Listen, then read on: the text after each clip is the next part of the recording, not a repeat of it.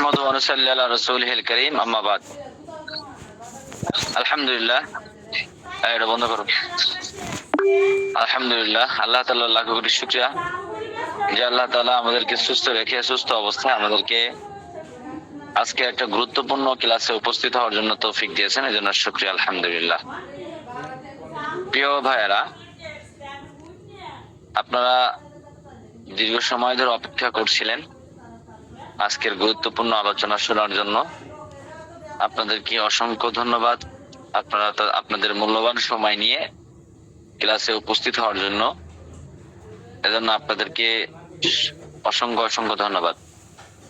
প্রিয় ভাইরা, আজকের আমাদের আলোচনা অত্যন্ত গুরুত্বপূর্ণ আলোচনাটা হবে, যে আলোচনাটা প্রত্যেকটা আলেম এবং প্রত্যেকটা মুসলমান প্রত্যেকেরই জানা এবং প্রত্যেকেরই শিক্ষা প্রয়োজন। জীবনের শুরু লগ্নে যখন আপনি কোনো কাজ করবেন, জীবনে আপনার বিভিন্ন ধরনের বাধা বিঘ্ন আসবে। জীবনে এই বাধা বিঘ্ন পাড়ি দিয়ে আপনাকে জীবন পরিচালনা করতে হবে। যদি জীবনের বাধা বিঘ্ন গুলো যদি আপনি পরিচালনা করে সামনে অগ্রসর হতে পারেন, তাহলে আপনার কাছে সফলতা ধরা দিবে।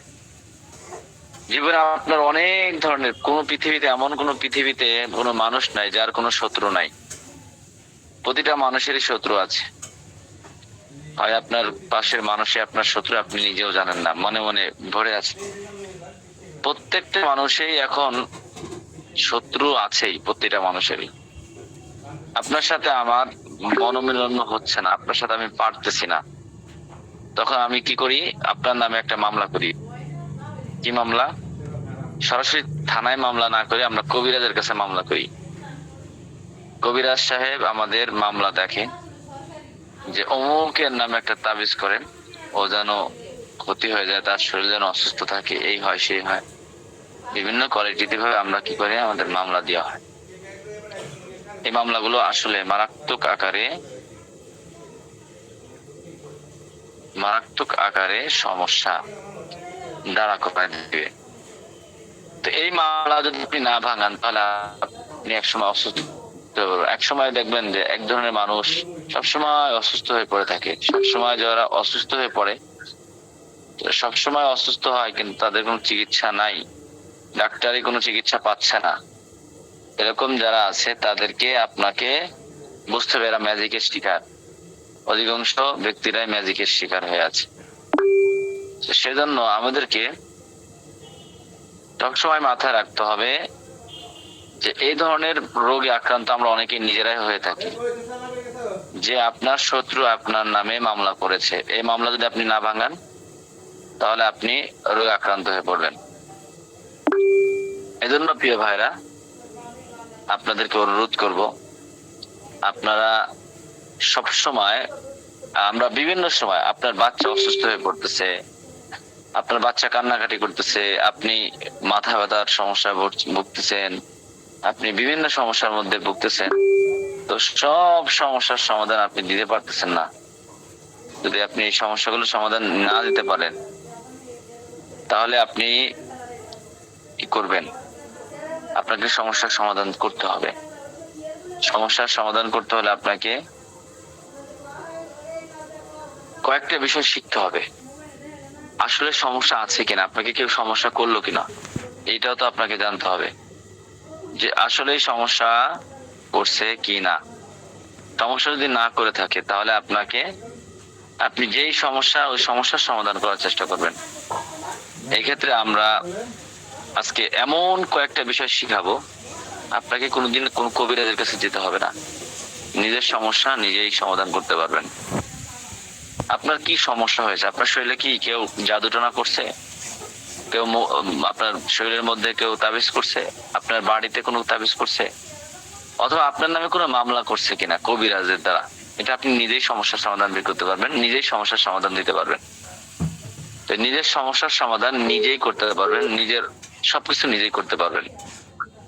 তো এই ক্ষেত্রে আজকের খুব সবচেয়ে গুরুত্বপূর্ণ, আমি গতকালকেও বলছিলাম যে একজন আলেম, বড় আলেম, কিন্তু একটা সাধারণ মানুষের একটা সমস্যার সমাধান দিতে যদি না পারেন, তাহলে আপনাকে কিন্তু বড় আলেম মনে করবে না, আপনাকে সাধারণ মানুষ মনে করবে, কিছু জানে না।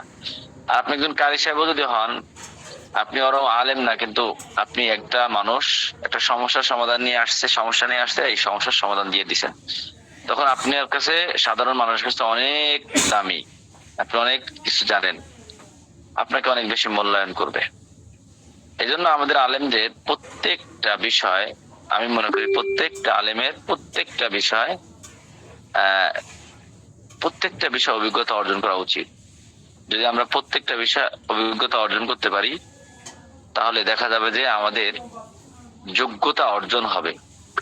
আমরা নিজেদের মানুষের কাছ থেকে কমপক্ষে আমরা এতটুকু যদি আমাদের এই যোগ্যতা থাকে, তাহলে আমরা যে কোনো সমস্যার কাজ করতে পারবো। এই জন্য আপনাদেরকে অনুরোধ করব, আমি মনে করি আপনার কি সমস্যা? আপনার বাচ্চাটা সারাদিন রাত কাঁদলো, কেন কাঁদলো, সমস্যাটা কি? এটা যদি আপনি নিজে বের করতে পারেন, তাহলে বিষয়টা কেমন হবে? আশা করি এটা অনেক ভালো হবে। কোন কবিরাজের কাছে আর আপনাকে যেতে হবে না যে কবিরাজ সাহেব আমার বাচ্চাটা কেন কাঁদতেছে। বিভিন্ন সময় কবিরাজরা বলে 5টা জিন আছে, 7টা জিন আছে, আপনার একটা ছাগল লাগবে, এই লাগবে, সে লাগবে, এত টাকা লাগবে। এই যে বিভিন্ন ধোকার মাধ্যমে আপনার কাছ থেকে টাকাগুলো নিয়ে যাবে। অনেক সময় আমাদের অনেক ওলামা একরকম এরকম ধোকায় পড়ে যায়। আলেমদেরকে আলেমরা বাচ্চা বিপদের কারণে তাকে এখন মানতে হবে। আপনি জানেন না না জানেন এটা দেখার বিষয় না, এখন আপনাকে দিতেই হবে। এই যে সমস্যাগুলো যদি আপনি নিজের সমস্যার সমাধান, বাচ্চাটার মুখ দোষ লাগছে, এই সমস্যা আপনি সমাধান দিয়ে দিতে পারেন কোরআন সুন্নাহ ভিত্তিক। আল্লাহ তাআলা, আমি প্রথমে বলছিলাম যে আল্লাহ তাআলা মানুষকে দুইটা জিনিসের সমন্বয়ে সুস্থতা রেখেছে।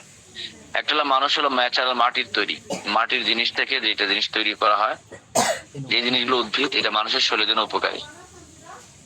আমি মেসেজ অপশন চালু করে রাখছি, যদি কারোর কোনো কথা বলা থাকে মেসেজে বলতে পারবেন।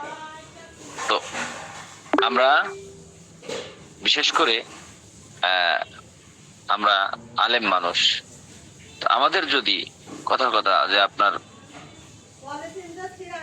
যে আমাদের অনেক সময় আপনার কাছে আপনার বাচ্চাটাকে মুখ দোষ লাগলো কিনা। তো আমি যেটা বলতেছিলাম যে আমাদের চিকিৎসা বিদ্যার বিদ্যা, দুইটা সিস্টেম। মানুষ হলো মাটির তৈরি, একটা হলো মাটির তৈরি, আরেকটা হলো মাটির মধ্যে মানুষ, আমরা মাটির তৈরি।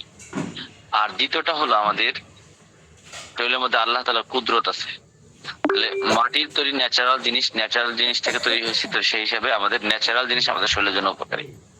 দ্বিতীয় নাম্বার আছে হলো ন্যাচারাল দ্বিতীয় জিনিস আছে হলো আমাদের কুদরত, রূহ, আমাদের কুদরত। এই রূহ বের হয়ে গেলে আমাদের এই আল্লাহ তাআলার কুদরত যখন আমাদের শরীর থেকে বের হয়ে যাবে, তখন আর এই কুদরত আর এই কুদরত আর যদি বের হয়ে যায়, তখন আর শরীরের কোনো মূল্যায়ন থাকে না।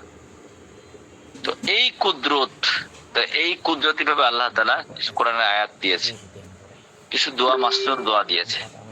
যেই দোয়া হাদিসের মাধ্যমে দোয়া আছে, কিছু কোরআন আয়াত আছে, যেগুলো পড়ার মাধ্যমে আপনি শেফা পাবেন। রোগ সমস্যা, পেট ব্যথা করতেছে তো কোরআনের আয়াত পড়ে ফু দিবেন, পেট ব্যথা ভালো হয়ে যাবে। মাথা ব্যথা করতেছে, কোরআনের আয়াত পড়ে ফু দিবেন, তো মাথা ভালো হয়ে যাবে। এটা কুদরতি ভাবে এক চিকিৎসা, আল্লাহ তাআলা কুদরতি এক চিকিৎসা। এটা আমরা অনেকেই, আপনার জিনের সমস্যা আছে কিনা আপনি কিভাবে বুঝবেন? এই বাচ্চাটার জিনের সমস্যা কিনা এটা আপনি কিভাবে জিজ্ঞেস করবেন, কিভাবে বুঝবেন? এবার যেটা মুখ দোষ লাগছে কিনা, এই বাচ্চাটাকে কি ক্ষতি করছে কিনা, এটা আপনি নিজেই বুঝতে পারবেন। তা আমি মনে করি এই বিষয়টা জানা প্রত্যেকের জন্য অত্যন্ত জরুরি। আপনার কাছে কোনো কবিরাজের কাছে আপনাকে আর নত হতে হবে না, কোনো কবিরাজের কাছে আপনাকে যেতে হবে না। নিজের সমস্যার সমাধান আপনি নিজেই করতে পারবেন। আপনি নিজের সমস্যার সমাধান আপনি নিজেই করতে পারবেন। এজন্য আমি মনে করি প্রত্যেককে এই বিষয়টা আয়ত্ত করা খুব জরুরি। আপনার ভিডিও বা আপনার এই জিনিসগুলো, বিশেষ করে আপনার এই তথ্যগুলো জানা, আমি মনে করি প্রত্যেকের জন্য খুব জরুরি। আপনারা কি মনে করেন যে আমাদের এই রুকায়া বিষয়টা, বিশেষ করে আমার শরীরের মধ্যে কোনো সমস্যা করছে কিনা কেউ, আপনার শরীরের মধ্যে কেউ সমস্যা করছে কিনা, এরকম কোনো সমস্যা হয়েছে কিনা, বা আপনার বাচ্চা কেন কাঁদলো, সারা রাত্রে কেন কাঁদলো, এই জিনিসগুলো আপনি যদি জানা আমাদের কোনো জরুরি কিনা। আপনি কি মনে করেন যে আমি SMS গুলো বন্ধ করে দিচ্ছি? অনেকেই বিভিন্ন উল্টা পাল্টা অন্য ধরনের মেসেজ করতেছে। সেগুলো করতেছেন। আচ্ছা, মেসেজ অপশনটা একটু বন্ধ করেন। আচ্ছা,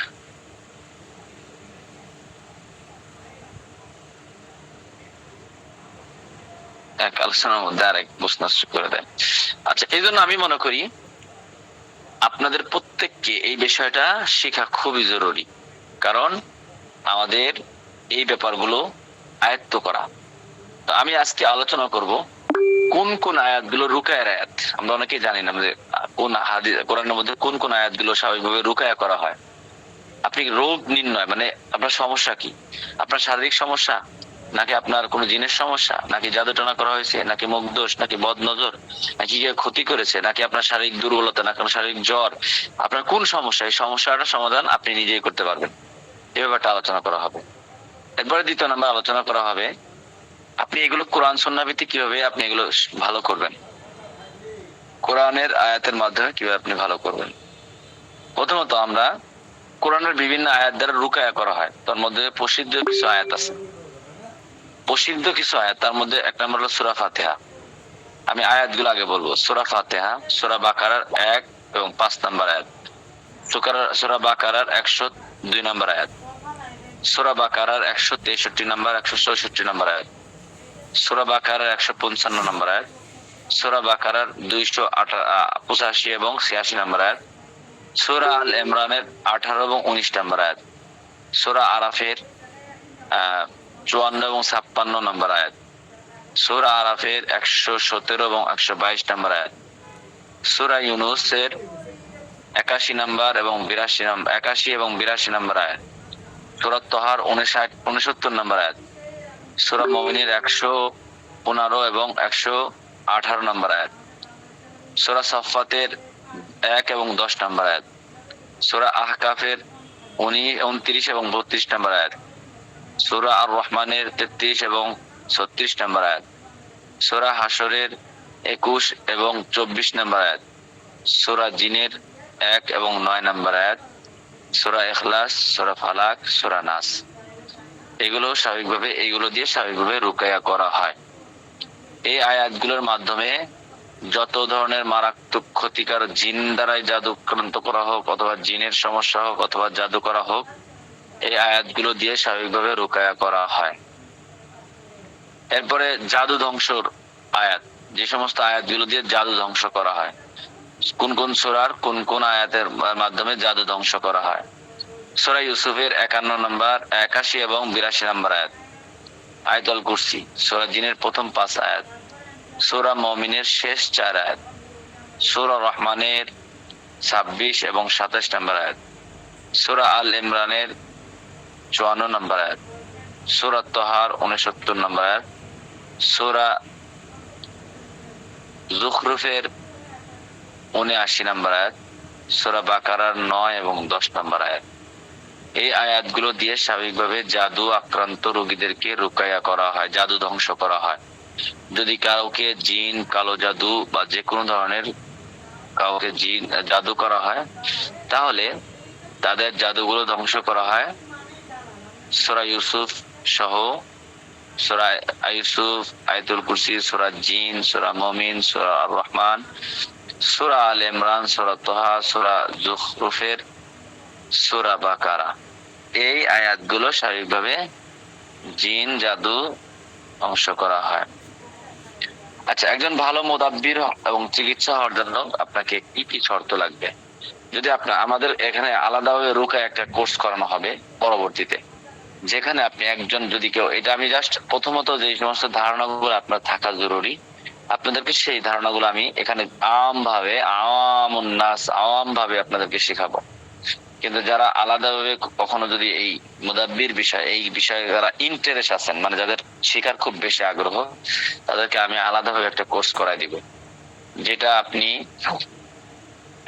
বিভিন্ন জায়গাতে, আমি এই ব্যাপারে সর্বোচ্চ উচ্চ শিক্ষা গ্রহণ করেছি, সর্বোচ্চ কোর্স করেছি, সর্বোচ্চ ডিগ্রি অর্জন করেছি, এই জগতের সর্বোচ্চ বিষয় আমি বিভিন্ন ওলামা একরাম হযরতগণ থেকে খেলাফত পেয়েছি। তো যাই হোক, সেটা বড় কথা না, বিষয়টা হলো অনুমোদন পেয়েছি। তো এই ব্যাপারটা হলো একজন মুদাব্বির যারা হতে চায় তারা আমি পেশাগতভাবে আমি মুদাব্বিরের পেশাগতভাবে আমি মুদাব্বির কাজ আমি নেই নেই, কিন্তু আমি এই শিক্ষার ক্ষেত্রে আমি কোনো কমতি করি নাই, সর্বোচ্চ শিক্ষা গ্রহণ করেছি। তো যাই হোক, এটা যদি কেউ শিখতে চান বা এটা নিয়ে পেশাগতভাবে কেউ কাজ করতে চান, তাহলে তাদেরকে আমি আলাদাভাবে একটা কোর্স করে আলাদা একটা কোর্স করাই দিব, যেটা আমি পরবর্তীতে করাবো। যারা এই বিষয়ে ইন্টারেস্ট থাকেন, তাদেরকে যারা খুব আগ্রহ থাকেন, তাদেরকে আমি আলাদাভাবে একটা কোর্স করাবো। এটা নিয়ে আমি মূলত আলোচনা করবো না, কিন্তু প্রাথমিকভাবে আমাদের প্রত্যেকের যেই বিষয়গুলো জানা প্রয়োজন, আমি সেই বিষয়গুলো আপনাদেরকে শেখানোর চেষ্টা করব, যাতে করে একজন ব্যক্তি যাতে করে কোনোভাবে কারো কাছে প্রতারিত না হতে হয়, কোনো কবিরাজের কাছে গিয়ে প্রতারিত না হতে হয়, নিজের সমস্যাটা নিজেই বের করতে পারে, নিজের সমস্যার সমাধানটা নিজেই কোরআন সুন্নাহ ভিত্তিক দিতে পারে। এখানে আমরা অনেকেই বেশিরভাগ আলেম, জেনারেল শিক্ষিত ভাইয়েরাও আছি, দিনদার। যদি কোরআন সহিভাবে পড়তে পারেন, আশা করি আপনি ওই সমস্যার সমাধান নিজেই নিজেরটা করতে পারবেন। তো যাই হোক, একজন ভালো মুদাব্বির হওয়ার জন্য আপনাকে 14টা আমল জরুরি। প্রথম নাম্বার, 1 নাম্বার, সর্বদা হালাল খাবার খেতে হবে।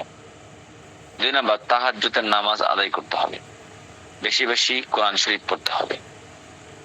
পুরুষদের জন্য তাকবীরুল্লাহর সাথে নামাজ পড়তে হবে, মাঝে মাঝে শেষ রাতে লম্বা দোয়া করা উচিত। আমরা বেশি বেশি দুরূদ শরীফ পড়বো, সুন্নাতের উপর আমল করব, মাসনুন দোয়ার আমল করব, কবিরা গুনাহ সগীরা গুনাহ সমস্ত গুনাহ থেকে বেঁচে থাকব, চোখের হেফাজত করব, কানের হেফাজত করব, প্রয়োজন ছাড়া কথা কম বলবো, দিলের হেফাজত করব, শিরিক থেকে পাক থাকব, বেশি বেশি ইস্তেগফার পড়ব। এই 12টা আমল যদি কারোর মধ্যে থাকে, তো সে একজন বড় বুজুর্গ আল্লাহওয়ালা। সে যে কোনো তদবির করার সাথে সাথে আল্লাহর মেহেরবানিতে যে কোনো তদবির করার সাথে সাথে অবশ্যই মানুষ উপকৃত হবে, সুস্থ হয়ে যাবে। যদি কঠিন থেকে কঠিন রোগীও হয়, যদি সে এই 12টা 14টা বিষয়ে যদি সে পরিপূর্ণ আমলদার হয়ে থাকে, তো আল্লাহর মেহেরবানিতে সে যে কোনো আমল করার সাথে সাথে এটা কার্যকরিত হবে। আচ্ছা, এটা হলো একজন মুদাব্বির হওয়ার পূর্ববর্তী শর্ত। যদি কারো এরকম ইন্টারেস্ট থাকে, তাহলে আপনি পরবর্তীতে যোগাযোগ করবেন, আপনাদেরকে শেখানো হবে। তবে এটা এখন নিয়ে আমরা আলোচনা করবো। আমরা বলছি কয়েকটা বিষয় আপনাদের আলোচনা করা হবে, তার মধ্যে থেকে এই একটা বিষয় থাকবে, মুদাব্বির বিষয়ে আলোচনা থাকবে। আচ্ছা, 2 নাম্বার আমাদের আলোচনা থাকবে, আমরা এই হাজিরাত। আপনারা জানেন, একজন ব্যক্তির সমস্যাটা বের করার জন্য একজন কবিরাজের কাছে গেলে 500 টাকা চায়। তাহলে আমি হাজিরাত দেখে দিব, 500 টাকা লাগবে। মানে কি সমস্যা, এই সমস্যাটা বের করার জন্য আপনাকে 500 টাকা, মানে ভিজিট 500 টাকা, সময় লাগবে আপনার 1 থেকে 2 মিনিট। কথার কথা, এই হাজিরাতটা আপনাদের এখন শুনুন, যেটা আপনি রোগী নিজেই বুঝতে পারবে নিজের সমস্যাটা কি, রোগীরে দিয়েই আপনি হাজিরাত দেখাতে পারবেন। এটা হলো সর্বপ্রথম রোগ নির্ণয় বা রোগ পরীক্ষা। এটা মুদাব্বির জগতে সবচেয়ে মূল ভিত্তির মধ্যে থেকে একটা ভিত্তি হলো মুদাব্বির হাজিরাতের ব্যাপারটা, যে আপনার সমস্যাটা রোগী নিজেই বলতে পারবে, আমার এই সমস্যা, রোগী নিজেই অনুভব করতে পারবে। যে হাজিরাত যত বেশি পারদর্শী, তার চিকিৎসা তত বেশি ফলদায়ক। যে যত ভালো রোগটাকে বের করতে পারবে, তার চিকিৎসাটা তত বেশি ফায়দাজনক। তো এজন্য আমাদেরকে এই হাজিরাত দেখার ব্যাপারে আমাদেরকে একজন আদর্শবান মুদাব্বিরের উচিত কষ্ট করে হলেও নির্ভুল ভাবে হাজিরা দেখার ব্যাপারে মেহনত করা। যে যত পারে ভালো করে যে সমস্যাটা কি, সমস্যাটা বের করার জন্য তার তত বেশি মেহনত করে শেখা উচিত। তো আমি আজকে এখন আলোচনা করব হাজিরাতের ব্যাপারে। আমরা আলোচনা করবো যেটা হয়তো আপনারা অনেকেই জানে বা অনেকেই জানেন না। আমরা যারা জানি না তাদের জন্য এই আলোচনাটা। যখন কোনো রোগী আপনাদের কাছে আসবে, আমরা তাকে সামনে বসাবো, আপনার সামনে বসাবেন। বসানোর পরে প্রথমে 1 গ্লাস পানি নেবেন, পানি নিয়ে রোগীকে খাওয়াবেন। খাওয়াই বলবেন, পানিটা কেমন স্বাদ। যদি বলে পানির মতন স্বাদ, স্বাভাবিক পানির মতন স্বাদ আছে, তখন ওই পানিটা আবার নিবেন। মানে 1 গ্লাস পানি নিয়ে একটু খায়, তারপর বাকি পানিটা রাখতে বলবেন। রাখার পরে ওই পানির মধ্যে আপনি 3 বার ইস্তেগফার পড়বেন। 3 বার কি ইস্তেগফার, আস্তাগফিরুল্লাহ মিন কুল্লি যামবিন ওয়া আতুবু ইলাইহি, লা হাওলা ওয়ালা কুওয়াতা। এই ইস্তেগফার করবেন 3 বার, পরে ওইটা পানির মধ্যে 3 বার ফু দিবেন। এরপর দুরূদ ইব্রাহিম 3 বার পড়বেন, পরে 3 বার ফু দিবেন। এরপরে সূরা ফাতিহা বিসমিল্লাহর সাথে 7 বার পড়বেন। সূরা ফাতিহা বিসমিল্লাহ সহকারে 7 বার সূরা ফাতিহা পড়ে 7টা ফু দিবেন। দেওয়ার পরে ওই পানিটা আবার রোগীকে খাইতে দিবেন। খাইতে দিলে পানি খাওয়ার সাথে সাথে রোগী যদি বলে পানি দুর্গন্ধ, পানিটার মধ্যে দুর্গন্ধ হচ্ছে, তাহলে বুঝবেন রোগীকে জাদু করা হয়েছে কুফরির মাধ্যমে। কুফরির মাধ্যমে পানিটা একটু আগে খাইলো একরকম, এখন স্বাদটা দুর্গন্ধ করছে পানি থেকে, তো সাথে সাথে বুঝবেন যে রোগীকে জাদু করা হয়েছে কুফরির মাধ্যমে। আর যদি পানি খাওয়ার সাথে সাথে কিছুই না বলে তাহলে চুপচাপ থাকে 5 থেকে 10 মিনিট বসে থাকতে বলবেন। 5 থেকে 10 মিনিট যদি বসার পরে তাকে বলবেন শরীরের দিকে খেয়াল রাখতে। 5-10 মিনিট বসে থাকবে সোজাভাবে, তারপরে শরীরের দিকে খেয়াল রাখবে। শরীরের দিকে খেয়াল রাখার পরে তার শরীরের মধ্যে কোনো পরিবর্তন আসছে কিনা সেটা দেখতে বলবেন। যদি তার জিনের আসর থাকে তাহলে তার শরীর জ্বলতে থাকবে, পুড়তে থাকবে, গরম লাগবে, শরীর জ্বলবে, শরীর গরম হয়ে যাবে, জ্বলতে থাকবে, পুড়তে থাকবে শরীর, যে শরীর গরম ঘামে যাচ্ছে, তাহলে বুঝবেন তার জিনের সমস্যা আছে, জিনের আসর আছে। আর যদি দেখে যে মাথা ভারী হয়ে যাচ্ছে, জ্বলতেছে না, মাথা ভার হয়ে যাচ্ছে, তাহলে বুঝবেন যে তাকে জাদু করা হয়েছে। জাদু করা হয়েছে 4-5 মিনিট পরে যদি মাথায় দেখেন মাথা ভারী ভারী লাগছে, তাহলে বুঝবেন যে তাকে জাদু করা হয়েছে। রোগী স্পষ্টভাবে অনুভব করতে পারবে। এই হাজিরা দ্বারা মুদাব্বিরের জন্য একটা বেশি ফায়দা হলো তারা রোগীকে তার রোগ সম্পর্কে বুঝাই দিতে পারে যে সে আসলেই জিন্নাত বা জুন জাদুর রোগী কিনা। যদি জিনের রোগী হয় তাহলেও তার শরীর জ্বলতে থাকবে, জ্বালাপোড়া, অস্থির লাগবে। আর যদি জাদুটা না হয় তাহলে পানিটা দুর্গন্ধ লাগবে, অথবা তার মাথাটা ভারী হয়ে যাবে। তখন রোগীও নিজেও বুঝতে পারবে যে তার কি সমস্যা হয়েছে। এইভাবে আমরা কি করতে পারি, এই হাজিরাটা দেখে আমরা রোগীর সমস্যা বের করতে পারি। দ্বিতীয়, আমরা যদি এটাও না পারি বা এটাও না করি, তাহলে আমরা আরেকটা, যদি কোনো রোগী আসে আমাদের রোগ নির্ণয় সম্পর্কে, যদি কোনো রোগীর চিকিৎসা দেওয়ার আগে কোন রোগ বুঝতে না পারেন তাহলে কিন্তু সবচেয়ে সমস্যা বেশি। রোগীকে আপনি কি চিকিৎসা দিবেন? দেখেন ডাক্তাররা কত পরীক্ষা নিরীক্ষা করে, হ্যাঁ, ডাক্তারের কাছে গেলে ডাক্তার সিবিসি দিবে, পেশাব দিবে, রক্ত দিবে, এই দিবে, সেই দিবে, এক গাদি পরীক্ষা দিয়ে থাকে। এক গাদি পরীক্ষা দেওয়ার পরে অনেক টাকা ভিজিট হয়, কিন্তু আপনি কিভাবে সমস্যাটা নিজেই বের করে ফেলবেন, পরীক্ষা করে বের করে ফেলবেন। একজন রোগী যখন আপনার কাছে সর্বপ্রথম আসবে, আসার পরে সর্বপ্রথম আপনি একটা সবুজ কালারের, পতাকা কালারের সবুজ সুতা, কাটিং সুতা, আমরা যে কাপড় চোপড় সেলাই করি, এই সুতা নেবেন। সুতা নিয়ে রোগীকে স্বাভাবিকভাবে দাঁড়া করতে বলবেন। দাঁড়া করার পরে রোগীর পায়ের বৃদ্ধাঙ্গুল থেকে চুলের গোড়ালি পর্যন্ত, চুলের গোড়ালি পর্যন্ত, মাথা, কপাল, শেষ চুল, এই চুলের গোড়ালি পর্যন্ত সুতা দিয়ে মাপ দিতে বলবেন। চুলের বৃদ্ধাঙ্গুল থেকে, পায়ের বৃদ্ধাঙ্গুল থেকে চুলের গোড়ালি পর্যন্ত সুতাটা দিয়ে মাপ দিবেন। মাপ দেওয়ার পরে আরো ওই পরিমাণ 6টা সুতা নিবেন, তাহলে মোট 7টা সুতা হলো। একটা দিয়ে মাপ দিলেন, আরো 6টা সুতা নিয়ে মোট 7টা সুতা হলো। 7টা সুতা নেওয়ার পরে কয়েকবার আপনি দুরূদ শরীফ পড়বেন। ওই সুতাটা নিবেন, নেওয়ার পরে কয়েকবার দুরূদ শরীফ পড়বেন। দুরূদ শরীফ পড়ার পরে আপনি সূরা ফাতিহা 7 বার পড়বেন, একবার আয়াতুল কুরসি পড়বেন, একবার সূরা ফাতিহা 7 বার, একবার আয়াতুল কুরসি পড়বেন। এবং ছোট্ট একটা দোয়া আছে, পয়সিল মাকসুর রাজমাসিল মিয়াসিন শাকিসিল মাসিল আবুসিল রহমাতকে ইয়া আরহামার রাহিমিন, এই দোয়াটা 7 বার পড়বেন। আমি লিখে দিব দোয়াটা, এই দোয়াটা 7 বার পড়বেন। পড়ে আপনি এই সুতার মধ্যে ফু দিবেন। ফু দেওয়ার পরে আপনি এই সুতাটা আবার মাপ দিবেন। মাপ দিলে এই সুতাটার 3টা অবস্থা হবে, হয় সুতাটা বেড়ে যাবে, অথবা সুতাটা কমে যাবে, অথবা সুতাটা সমান সমান থাকবে। যদি একবার সুতা বেড়ে যায়, আপনি 1000 বার পড়ার পরও সুতা বাড়বেই। একবার যদি সুতা কমে যায় তাহলে 1000 বার পড়ার পরও আপনার সুতাটা কমে যাবে। যদি সমান সমান থাকে, 1000 বার আপনি পড়ার পরও সমান সমান, মানে আপনার সমস্যা 3 ধরনের হতে পারে, হয় সুতাটা বেড়ে যাবে, অথবা কমে যাবে, অথবা সমান সমান হবে। 3টা অবস্থা হবে। যদি সুতাটা ছোট হয় তাহলে 4 কোয়ালিটির ছোট হবে। এই যে আঙ্গুলের গিরা সুবহানাল্লাহ আলহামদুলিল্লাহ, এই যে সুবহানাল্লাহ আলহামদুলিল্লাহ আমরা জিকির করি, এই আমাদের দেশে বলে গিরা, গিরা বলে, এক কর বলে, এক কর, এক গিরা থেকে আরেক গিরা, এক কর থেকে আরেক কর, এটাকে আমরা বলি। তো এই এক কর পরিমাণ বা এক গিরা পরিমাণ ছোট হবে, 2 গিরা পরিমাণ ছোট হবে, অথবা 3 গিরা পরিমাণ ছোট হবে, অথবা 4 গিরা পরিমাণ, 4 কর পরিমাণ ছোট হয়ে যাবে সুতা।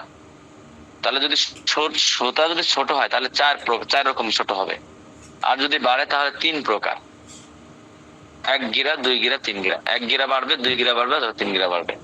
আর যদি সমান সমান থাকে তাহলে বুঝবে মানে বাড়েও নাই কমেও নাই, তাহলে তাহলে বুঝবে যে তার কোনো সমস্যা নাই। তাহলে এই 3 প্রকারের মধ্যে যদি ছোট হয়, 1 কর পরিমাণ যদি ছোট হয়, তাহলে জিনের মধ্যে যারা খারাপ জিন, দুষ্ট জিন, দুষ্ট জিনের আসর আছে। মানে 1 কর পরিমাণ যদি সুতাটা কমে যায়, 1 গিরা পরিমাণ। আমরা মনে যেমন মানুষ এবং সন্ত্রাস, সন্ত্রাসও তো মানুষ, কিন্তু খারাপ মানুষকে আমরা সন্ত্রাস বলে থাকি। মানে এই লোকটা ভালো না, ডাকাত, ওরে বাবা ডাকাত, মানে ডাকাত এটা হলো মানুষের মধ্যে থেকে খারাপ, তারা মানুষ। জিনের মধ্যে যারা খারাপ আকৃতি ধারণ করে তাদেরকে আমরা দানব বলি, দুষ্ট জিন বলি। তো তাদেরকে যদি 1 কর পরিমাণ ছোট হয় তাহলে বুঝবেন যে এই ব্যক্তির দুষ্ট জিনের আসর আছে। যদি 2 কর পরিমাণ কমে যায় তাহলে বুঝবেন এর সাধারণ জিনের আসর আছে। স্বাভাবিকভাবে যে জিন গুলো আছে এই জিনের আসর আছে। 2 কর পরিমাণ যদি কমে, যদি 3 কর পরিমাণ সুতা কমে যায়, যদি 3 কর পরিমাণ ছোট সুতা কমে যায় তাহলে বুঝবেন আপনাকে জাদু টানা করা হয়েছে, আক্রান্ত, জাদু টানা আক্রান্ত হয়েছেন, আপনাকে কেউ ম্যাজিক করেছে, জাদু টানা আক্রান্ত। যদি 4 কর পরিমাণ ছোট হয়ে যায় তাহলে বুঝতে হবে আপনার ভিতরে ভিতরে শরীরের মধ্যে জ্বর আছে, মানে আপনি জ্বর রোগে আক্রান্ত। রাতের বেলায় ঘুমাইলে আপনার জ্বর হয়, ভিতরে ভিতরে জ্বর আক্রান্ত, তাহলে বুঝবেন আপনার ভিতরে ভিতরে জ্বর আক্রান্ত। তাহলে 4 কর পরিমাণ, 1 কর পরিমাণ দুষ্ট জিন, 2 কর সাধারণ জিন, 3 কর জাদুটনা, 4 কর ভিতরে ভিতরে জ্বর। এখন যদি এই 1 কর এটা হলো কমে গেলে, এই সুতাটা যদি 1 কর বেড়ে যায় তাহলে কিভাবে সমস্যার সমাধান করবেন? যদি 1 কর বেড়ে যায় তাহলে, যদি 1 কর পরিমাণ বেড়ে হয় তাহলে বুঝবেন যে বদ নজর, চোখ দিয়ে শুধু দেখছে যে বাদন সাহেব খাইতেছে, খাবারের দিকে দেখতে দেরি তো পেট খারাপ হতে দেরি না, বাথরুমে যাইতেছে আর আসতেছে। চোখ দিয়ে দেখা এমন একটা জিনিস, চোখের এমন একটা পাওয়ার আছে। আনা কে খাকে রাবা নজর কি মিয়া কোনান আয়া বুয়াত কে গোশায়ে চশমে বামা কোনান। চোখে আমরা একটা জ্যোতি, এমন একটা পাওয়ার আছে, যে পাওয়ার মাটির মধ্যে তাকাইলে মাটি কিমিয়া হয়ে যায়, স্বর্ণ হয়ে যায়। হ্যাঁ, মাটি স্বর্ণ হয়ে যায় যদি আপনার চোখ ওরকম হয়। ইমাম আশরাফ থানভী না কোন যেন একজন বড় বুজুর্গ ব্যক্তি একবার এরকম কিতাব মোতালা করতেছিলেন, তো এমন কিতাবের মোতালার এমন ভাবে মোতালা করতেছিলেন, এই পাওয়ার কিতাবের এমন একটা পাওয়ার, এই কিতাবের মাসালার সাথে এমন একটা পাওয়ার তৈরি হয়েছে। তো পার্শ্বে আসে বিড়াল ডিস্টার্ব করতেছিল, বিড়ালের দিকে খালি চোখ দিত, বিড়াল পুরে সারকার হয়ে গেছে। চোখের এমন একটা শক্তি আছে, এই শক্তি তৈরি করতে হয়। তো এরকম যদি আপনার মানুষের চোখ, এটা মারাত্মক, এটা হাদিসের মধ্যে আছে, চোখ লাগে, মুখ লাগে। তো চোখ দিয়ে খালি দেখছে যে গাছে ফল, ওরে বাবা কতগুলো ফল ধরছে, খালি দেখছে। রাশিদার মতন মানুষ খালি দেখছে, কথার কথা। এরকম কিছু মানুষ আছে গ্রামগঞ্জে যারা খালি কোন রকম যদি বলে আল্লাহর রহমতে সে বাচ্চা অসুস্থ হয়ে পড়ে, বা চোখে বাচ্চা দিকে আর বাচ্চাগুলো এতগুলো খাবার খাইয়ে ফেললো, মানে দেখছে তো বাচ্চা অসুস্থ হয়ে পড়ে। তো এটা হাদিসের মধ্যেও আছে যে মানুষের চোখ হক। তো এই বদ নজর যদি লাগে তাহলে বুঝবেন যে 1 কর পরিমাণ যদি বেড়ে যায় তাহলে বুঝছেন বাচ্চার বদ নজর, বা বড় মানুষ হলে বদ নজর লাগছে। যদি 2 কর পরিমাণ বেড়ে যায় তাহলে বুঝবেন মুখ দোষ। শুধু বলছে ওরে আল্লাহ এতটুকু এক গরু 5 কেজি দুধ দিয়ে দিল, এই যে বলছে তারপরের দিন দুধ বন্ধ হয়ে গেছে। মানুষের মুখ এমন, কিছু কিছু মানুষের মুখ এত খারাপ যে বলতে দেরি যে এতটুক গাছে এতগুলো ফল ধরলো, আর এরপরে তার কোনোদিন ওই গাছে ফল ধরে না। এই যে লিচু গাছে, ছোট একটা লিচু গাছে এতগুলো লিচু ধরছে, কিন্তু বলছে মাশাআল্লাহ রাসূলুল্লাহ কিছুই বলে নাই, খালি এইভাবে বলছে। তো আল্লাহর রহমত সব বন্ধ হয়ে গেছে। তো এই মুখ দোষ যদি 2 কর পরিমাণ যদি বেড়ে যায় তাহলে বুঝুন মুখ দোষ। এগুলো কোরআন সুন্নাহ ভিত্তিক সবের সমাধান আছে, রুকার আয়াত আছে, কোরআনের আয়াত আছে, এগুলো দিয়ে সব সমস্যার সমাধান আছে। কোনো তাবিজ তোমার কিচ্ছু দেওয়া লাগবে না, আপনি কোরআনের আয়াত এবং হাদিসের দোয়া মাসনুন দোয়াগুলো দিয়ে আপনি সব সমস্যার সমাধান করতে পারবেন। এরপর যদি আপনি দেখেন যে 3 কর পরিমাণ বেড়ে গেছে, তাহলে বুঝবেন যে তার মধ্যে আমরা বিভিন্ন সময় আবহাওয়া খারাপ থাকে, বাতাস, যেটাকে আমরা বাউকুরানি বলি বা বিভিন্ন কিছু বলে থাকি। কিছু আবহাওয়া আছে যেটা শরীরের সাথে লাগলে ওই শরীর প্যারালাইসিস হয়ে পড়ে যায়, এক সাইড পড়ে যায়, শরীর দূষিত জায়গা, মানে একটা শরীর অঙ্গ নষ্ট হয়ে যায়। তো যেটাকে আমরা বাউকুরানি বা বিভিন্ন সময় বলি বাতাস লাগছে। যদি 3 কর পরিমাণ বেড়ে যায় তাহলে বুঝবেন যে বাতাসের ভাব, বাতাস লেগেছে। যদি শ্রোতা বাড়েও নাই সমানও কমেও নাই, সমান সমান আছে, আগে যা যেভাবে পড়ছিলেন ওইভাবেই আছে, তাহলে বুঝবেন যে তার কোনো শারীরিক সমস্যা আছে, তার কবিরাজি কোনো সমস্যা নাই। তাকে ডাক্তারি চিকিৎসা নিতে হবে, ভালো ডাক্তার দেখানোর পরামর্শ দিতে হবে। তাকে বলতে হবে যে আপনার শারীরিক কোনো সমস্যা আছে, অসুস্থ আছেন, মানে শারীরিক কোনো সমস্যা আছে, শারীরিক ভাবে ডাক্তার দেখানোর পরামর্শ দেওয়ার জন্য তাকে ভালো ডাক্তার দেখানোর জন্য পরামর্শ দেওয়া হবে। আচ্ছা, এইভাবে আমরা কি করব, বাচ্চাদের সমস্যাগুলো দূর করার জন্য চেষ্টা করব, বা আমাদের সমস্যাগুলো হলে এখন আমরা কি এই সমস্যাগুলো কিভাবে দূর করব। তাহলে আমি আবার বলছি, প্রথমে আমরা কয়েকবার দুরূদ শরীফ পড়ে নিব, সূরা ফাতিহা 7 বার পড়ব। একজন রোগী আসলে সর্বপ্রথম আমরা পায়ের বৃদ্ধাঙ্গুল থেকে চুলের গোড়ালি পর্যন্ত সবুজ সুতা দিয়ে মাপ দিব। স্বাভাবিকভাবে দাঁড়া করে মাপ দেওয়ার পরে আরো 6টা সুতা নিয়ে আমরা 7টা সুতার মধ্যে সূরা ফাতিহা কয়েকবার 7 বার পড়বো, কয়েকবার দুরূদ শরীফ পড়বো, সূরা ফাতিহা করবো 7 বার পড়বো, আয়াতুল কুরসি একবার পড়বো, এবং সূরা ফাতিহা 7 বার পড়বো, এবং ওয়ায়ুশিন মাকশিন ওয়াজমাশিন মিয়াশিন শাকিশিন মাশিন আবুশিন বিরহমাতিকা ইয়া রাহমার রাহিমিন, এই দোয়াটা আমরা 7 বার পড়বো। পরে এটার মধ্যে ফু দিব। ফু দেওয়ার পরে রোগীর 3টা অবস্থা হবে, সুতাটা বেড়ে যাবে অথবা কমে যাবে অথবা সমান সমান থাকবে। যদি কমে যায় তাহলে 4টা অবস্থা হবে, 1 কর, 2 কর, 3 কর, 4 কর। 1 কর কমে গেলে দানবের আসর, খারাপ জিনের আসর। 2 কর কমে গেলে সাধারণ জিনের আসর। 3 কর কমে গেলে ম্যাজিকের শিকার, জাদু টোনা করা হয়েছে। আর 4 কর কমে গেলে আপনার ভিতরে ভিতরে জ্বর আছে। আর যদি সুতাটা বেড়ে যায় তাহলে 1 কর পরিমাণ তাহলে মুখ দোষ, বদ নজর, 2 কর পরিমাণ মুখ দোষ, 3 কর মানে বাতাসের ভাব লাগছে। আর যদি সমান সমান থাকে তাহলে সুতা, তারা বুঝলেন তার শারীরিক সমস্যা আছে, তাহলে তাকে ডাক্তার দেখানোর জন্য সুপরামর্শ দেওয়া হবে।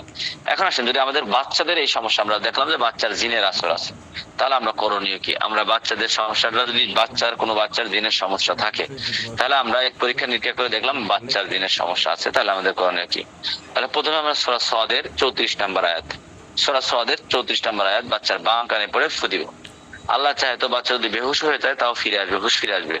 আর যদি হুশ ফিরে না আসে তাহলে সূরা ফাতিহা একবার, সূরা ফালাক একবার, সূরা নাস একবার, আয়াতুল কুরসি 3 বার পড়ে পানিতে ফু দিয়ে সেই পানিটা বাচ্চাকে খাওয়া দিব অথবা বাচ্চার শরীরের মধ্যে ছিটিব। তাহলে ইনশাআল্লাহ বাচ্চার সমস্ত সমস্যা দূর হয়ে যাবে, বাচ্চার হুশ ফিরে আসবে। আল্লাহ না করুক তারপর যদি শরীর ফিরে না আসে তাহলে তা দ্রুত সম্ভব বাচ্চাকে তাড়াতাড়ি ডাক্তারের কাছে নেওয়ার জন্য, যোগাযোগ করার জন্য চেষ্টা করবে। এটা করো, এইভাবে যদি আমরা করি তাহলে অবশ্যই বাচ্চা সুস্থ হয়ে যাবে। এরপর যদি প্রাপ্ত বয়স্কদের জন্য জিনের আসর হয় তাহলে করণীয় কি। প্রথমে সূরা ইউসুফের 4 নম্বর আয়াত, আয়াতুল কুরসি একবার পড়বেন, সূরা রহমানের 33 নম্বর আয়াত পড়বেন একবার। এরপরে এটা পানির মধ্যে ফু দিয়ে ওই রোগীকে খাওয়াই দিবেন। যদি খাওয়ানো সম্ভব না হয় তাহলে শরীরের মধ্যে ছিটিয়ে দিবেন, বড় মানুষ হইলে এই পানিটা ছিটিয়ে দিবেন, তাহলে জিনের আসর দূর হয়ে যাবে। যদি আপনার জাদু টনা করা হয় অথবা বদনজর করা হয়, তাহলে জাদু টনা অথবা বদনজর করা হলে আপনার কাঠের কলম বা দত কলম দিয়ে জাফরান কালি দিয়ে সূরা নাহলের 98 এবং 99 নম্বর আয়াত লিখে এটা আপনার হাতে বা কাছে ব্যবহার করলে আপনার এই জাদু টানার সমস্যা দূর হবে। এছাড়াও জাদু টানার জন্য ইন্না জাআলনা ফি আনাকি মাগলালাম ফাইলাল আযফানি ফামুকুন ওয়া জাআলনা মিন বাইনি আইদিহিম সাদ্দা ওয়া মিন খালফিহিম সাদ্দান ফাগশায়না ফাহুম লা ইউবসিরুন। ইয়া হামিদাল ফিআলি দাল মান্নি আলা জামি খালকিহি বিলুতফিহি ইয়া হামিদ, এই দোয়াটার সাথে মিলে যদি কেউ পড়ে 360 বার, যত ধরনের মারাত্মক জিনের রোগী আক্রান্ত, জিনের মাধ্যমে হোক অথবা যে কোনো ভাবে জাদু টানা করা হোক, এই 2টা আয়াত পরে ইয়া হামিদ আল ফিআলি দাল মান্নি আলা জামি খালকিহি বিলুতফিহি ইয়া হামিদ, এই দোয়াটার সাথে সাথে পড়ে যদি 360 বার যদি কারো শরীরের মধ্যে ফু দেওয়া হয়, মানে এটা রুকায়া করা হয়, যত মারাত্মক ধরনেরই রোগী হোক না কেন, তাহলে আপনার এই ব্যক্তি সুস্থ হয়ে যাবে। যদি জাদু টানাও করা হয় জাদুটা কেটে যাবে। সন্তান বা সম্পদের উপর যদি বদনজর পড়ে, আপনার সন্তানের উপর বদনজর পড়েছে, অথবা আপনার কোন সম্পদের উপরে, আপনার বাগান আছে, গাভী আছে, এর উপরে কি হয়েছে, আপনার বদনজর পড়েছে, তাহলে আপনি সূরা কলামের 51 নম্বর আয়াত, সূরা কলামের 51 নম্বর আয়াত 3 বার পড়ে পানির মধ্যে ফু দিবেন। তারপরে বাচ্চাকে সম্ভব হলে পানিটা খাওয়াই দিবেন, না হলে বাচ্চার শরীরের মধ্যে ছিটিয়ে দিবেন, অথবা আপনার যে সম্পদ, এই সম্পদের উপর ছিটিয়ে দিবেন, অথবা খাওয়াই, যদি সম্ভব হয় খাওয়াই দিবেন। তাহলে সন্তান অথবা সম্পদের উপর যদি বদনজর পড়ে, তাহলে বাচ্চার ওইটা বদনজরটা দূর হয়ে যাবে। এখন যদি আপনাকে বারবার জাদুটনা করছে, তো আপনি জাদুটনা থেকে বাঁচার আমল 5 ওয়াক্ত নামাজের পরে রাতে ঘুমানোর আগে সূরা নিসার 100 নম্বর আয়াত 41 দিন 7 বার করে পড়বেন, পরে শরীরের মধ্যে ফু দিবেন। 5 ওয়াক্ত নামাজের পরে সূরা নিসার 100 নম্বর আয়াত 41 দিন পরে পানির মধ্যে, শরীরের মধ্যে ফু দিবেন। তাহলে আপনার জাদু কেউ করলে আপনার শরীরের মধ্যে আর জাদুটনায় কাজ করবে না। কোন ব্যক্তিকে যদি জাদুটনা করেছে, এমন ব্যক্তিকে জাদুটনা থেকে মুক্তি করার জন্য কিভাবে আমরা বাঁচাতে পারি? জাদুটনা করা হয়ে গেছে, কাঁসা অথবা তামার পাত্রে জাফরান কালি দিয়ে সূরা বাকারার 102 নম্বর আয়াত লিখবেন। তারপর নদী অথবা পানি থেকে যে কোনো পাত্রে একটা পানি এনে গরম করে ফোটাবেন। তারপর এই তামার পাত্রে বা কাঁসার লেখার মধ্যে ওই পানিটা একটু ভিজাবেন। ভিজানোর পরে ওই পানিটা দিয়ে গোসল করে দিলে ওই পানিটা ফুটিয়ে মিশিয়ে দিবেন। তারপরে বড় একটা পাত্রের মধ্যে ওইকে মিশিয়ে গোসল করাতে পারবেন। তারপরে ওই পাত্রটা পানিটা নদীতে অথবা পুকুরে পানিটা ফেলাই দিবেন। যদি মারাত্মক আকারেও যদি জাদুটনা আক্রান্ত হয়ে পড়ে, শরীরের মধ্যে জাদু আক্রান্ত করে ফেলেছে, তাহলে এই ব্যক্তিকে যদি গোসল করানো হয়, তাহলে আশা করি তার জাদু কেটে যাবে। এরপরে বাচ্চাদের জিনের সমস্যা হলে করণীয় কি? এটা সূরা সাদের 34 নম্বর আয়াত 3 বার পরে বাচ্চার বাম কানে ফু দিবেন। বেহুশ থাকলে হুঁশ ফিরে আসবে, আর হুঁশ ফিরে না আসলে সূরা ফাতিহা একবার, সূরা ইখলাস একবার, সূরা ফালাক একবার, সূরা নাস একবার, আয়াতুল কুরসি 3 বার পরে পানির মধ্যে ফু দিয়ে আমরা কি করব, শরীরের মধ্যে দিয়ে দেব। তাহলে আশা করি আমাদের বাচ্চাদের সমস্যাগুলো দূর হয়ে যাবে। এরপরে বিভিন্ন বিপদ থেকে বাঁচার পরীক্ষিত আমল, আমরা কিভাবে বিভিন্ন বিপদ থেকে আমরা নিজেরা বাঁচতে পারি। আপনার আমল, কিছু বিপদ আছে যেগুলো বিভিন্ন বিপদ আসে আমাদের, এই বিপদ থেকে বাঁচার জন্য আমল, রোজাত বা জাদুটনা বা চুরি, অ্যালার্জি, বিভিন্ন সমস্যা থেকে আমরা পরীক্ষিত আমল বা বিভিন্ন ভাবে আমরা রজাত থেকে বাঁচার আমল, মানে আপনি রজাত থেকে বাঁচার জন্য প্রতিদিন ফজর, এবং মানে আপনি কখনো তালাকপ্রাপ্ত মহিলা হবেন না, আপনাকে তালাক দিবে না, এই জন্য আপনি চান যে আপনার স্বামী বারবার তালাক দিতে চায়, তো এই জন্য আপনি প্রতিদিন ফজরের এবং মাগরিবের নামাজের পরে নিচে একটা দোয়া বলবো, প্রতিদিন তিন অথবা 7 বার পড়বেন। বিসমিল্লাহ আলা দীনি ওয়া নাফসি ওয়া ওয়ালাদি ওয়া আহলি ওয়া মালি। এই আমলটা যদি প্রতিদিন মাগরিব এবং ফজরের নামাজের পরে কোনো মহিলা প্রতিদিন 3 বার অথবা 7 বার পাঠ করে, তাহলে তার স্বামী তাকে কখনোই তালাক দিবে না। জাদুটনা এবং অন্যান্য ক্ষতি থেকে বাঁচার আমল, যদি জাদুটনা অথবা অন্যান্য ক্ষতি থেকে সুরক্ষার জন্য প্রতিদিন সকাল সন্ধ্যা হাসবি আল্লাহ লা ইলাহা ইল্লাল্লাহ ওয়া হুয়া আলাইহি তাওয়াক্কালতু ওয়া হুয়া রাব্বুল আরশ ওয়া হুয়া রাব্বি সুবহানাল্লাহিল আযীম ওয়া বিহামদিহি ওয়া লা হাওলা ওয়া লা কুওয়াতা ইল্লা বিল্লাহিল আলিয়্যিল আযীম, এই দোয়াগুলো যদি প্রতিদিন সকাল সন্ধ্যা পাঠ করে, তাহলে জাদুটনার কোনো প্রভাব তার উপরে পড়বে না, এবং যে জাদু করবে তার উপরেই প্রভাবটা পড়বে, যে জাদু করবে তার উপরেই প্রভাবটা পড়বে। এই দোয়াগুলো যদি আমরা পারি, আমরা এটা করতে পারি। এরপরে আমাদের শরীরের জন্য, আমাদের অ্যালার্জির জন্য আমল, অ্যালার্জি থেকে বাঁচার জন্য, কারো অ্যালার্জি হয় তবে 7 বার সূরা ফাতিহা পড়ে পানিতে ফু দিবেন, এবং সেই পানিটা 41 দিন অ্যান্টিবায়োটিক পানি মিশিয়ে দিবেন। একটা পানি পাওয়া যায়, একটা অ্যান্টিবায়োটিক পানি, এই অ্যান্টিবায়োটিক পানির মধ্যে সূরা ফাতিহা পড়ে পানিতে ফু দিবেন। 7 বার সূরা ফাতিহা পড়ে ফু দিবেন। সেই পানি যদি 41 দিন অ্যান্টিবায়োটিক পানি মিশিয়ে নিয়ে যদি খায়, তাহলে আশা করি তার অ্যালার্জির সমস্যাটা দূর হবে। এরপরে চুরি থেকে বাঁচার জন্য আমল, আপনার ঘর থেকে বারবার চুরি হয়ে যাচ্ছে, মাল সামানা হারায় যাচ্ছে, আপনি সুরক্ষা করার জন্য বাড়ির গেটের সামনে দাঁড়িয়ে শাহাদাত উজুহুম, শাহাদাত শাহাদাতু উজুহুম, এইভাবে 3 বার পরে বালুর মধ্যে ফু দিবেন। নিজের বাড়ি হলে ডান দিক থেকে, অন্যর বাড়ি হলে বাম দিক থেকে বালু ছিটিয়ে দিবেন। যদি নিজের বাড়ি হয়, শাহাদাতু উজুহুম 3 বার পরে একটু বালির মধ্যে ফু দিয়ে, এই বালিটা নিজের বাড়ি হলে ডান দিক থেকে শুরু করবেন, একটু ছিটিয়ে দিবেন। পরের বাড়ি হলে আপনার বাম দিক থেকে ছিটিয়ে দিবেন। যেখান থেকে বালু ছিটানো শুরু করবেন সেখানেই শেষ করবেন। বালু ছিটানোর সময় অন্য কোনো দিকে তাকানো যাবে না। ফলাফল হবে এই আমলের ফলে চোর আপনার বাড়ি দেখতে পাবে না। যখন চোর চুরি করতে আসবে তখন আপনার বাড়ি আর দেখতে পাবে না। দেখবে এখানে নদী, এখানে পুকুর, এখানে এইটা ওইটা, বাড়ি আর দেখতে পাবে না। নদী দেখবে, যদি তাও সে কোনোভাবে, সে যদি কখনো মানে নদী দেখেও সে যদি কখনো কোনোভাবে বাড়িতে প্রবেশ করতে চায়, তবে সে আটকা খেয়ে যাবে, আর ছুটতে পারবে না। তাকে সারানোর জন্য সে হঠাৎ ঝুঁকে যদি পড়ে, সে এক জায়গায় আটকে যাবে, এইভাবে আটকে যাবে, মানে আর ছুটতে পারবে না। ওখানে আল্লাহ তাআলার ফেরেশতার মাধ্যমে তাকে আটকায় দিবে। তো যখন আটকা খেয়ে গেলে, এই আটকা থেকে বাঁচার জন্য তখন আপনাকে ফাসাল্লি লিরাব্বিকা ওয়ানহার পরে তাকে থাপ্পড় দিয়ে তারপরে সরাইতে হবে। তার আগে সে ছুটতে পারবে না, না চায় সে ওখানে আটকে যাবে। ফাসাল্লি লিরাব্বিকা ওয়ানহার বলে তাকে থাপ্পড় দিয়ে ছুটাতে হবে, নাহলে সে যদি কোনোভাবে বাড়িতে প্রবেশও করে তখন সে আটকা খেয়ে যাবে, সে ওখান থেকে আর যেতে পারবে না। সে ফেরেশতা দলের কাছে হলেও আটকা খেয়ে যাবে। এজন্য আমরা এইভাবে শাহাদাতু উজুহুম 3 বার পরে ফু দিয়ে, বালির মধ্যে ফু দিয়ে ডান দিকে বাম দিকে ছুটিয়ে দিলে আশা করি ওই বাড়িতে আর কখনোই ওই দিন আর বাড়িতে চোর ঢুকতে পারবে না। যদি আপনার কন্টিনিউ সবসময় যদি আমাদের দেখি যে আমাদের বাড়ির মধ্যে চোর ঢুকে আমাদেরকে ক্ষতিগ্রস্ত করছে, তাহলে আপনি এই আমলটা করতে পারেন। তাহলে আশা করি দেখবেন যে আর বাড়ির মধ্যে চোর ঢুকতে পারবে না। এরকম হাজারো আমল আছে, এরকম অন্য এবার বাড়ি বন্ধ সম্পর্কে, আপনারা বাড়ি বন্ধ করেও ইনকাম করতে পারবেন। এই ব্যাপারগুলো আপনাদেরকে শিখাবো, সামনে আলোচনা করবো ইনশাআল্লাহ। তবে প্রফেশনাল ভাবে যদি কেউ আলাদাভাবে ইন্টারেস্ট থাকেন, তাদেরকে আলাদাভাবে অন্যভাবে শিখাবো।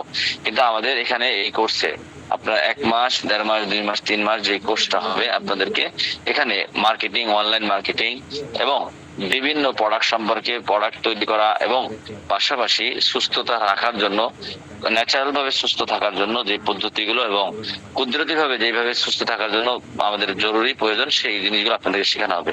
রোকেয়া বিষয় যেগুলো আমাদের জানা জরুরি, ধারণা থাকা জরুরি, সেই বিষয়গুলো আপনাদেরকে শেখানো হবে। প্রথম অবস্থা আপনাদেরকে নিজেদেরকে বাঁচার জন্য যা যা প্রয়োজন সেইগুলো আপনাদেরকে শিখাতে হবে।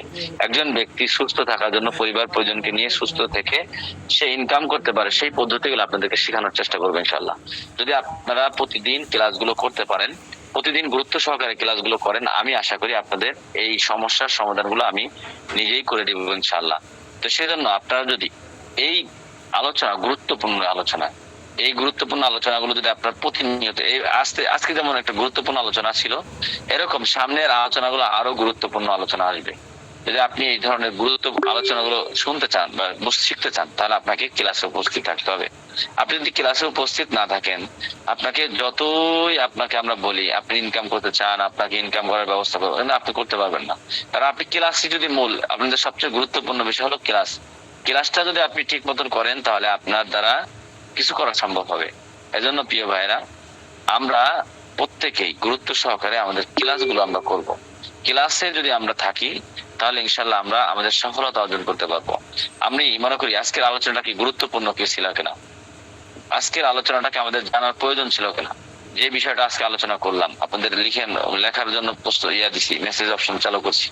যদি আপনাদের এই বিষয়টা আপনাদের উপকার হচ্ছে কিনা, আমাদের এই ক্লাসগুলো আপনাদের উপকার হচ্ছে কিনা, আমরা যে বিষয়গুলো আলোচনা করতেছি আপনাদের এই বিষয়গুলো উপকারী কিনা, এটা আপনারা বলবেন।